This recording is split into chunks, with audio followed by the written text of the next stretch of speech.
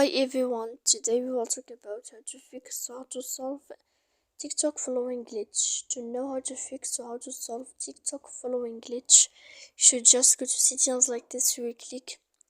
After that, in this page, you will go to apps, default apps, app settings. When you will see this list, you will go down to find the application of TikTok and you will enter.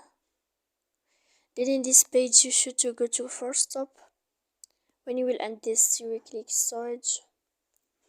After that, you will enter to click clear cache. Then you will click clear data, and then you can turn off your Wi-Fi when you will do all this stuff. So please don't forget to support us by like and subscribe. See you next time in another video, and thank you for your attention.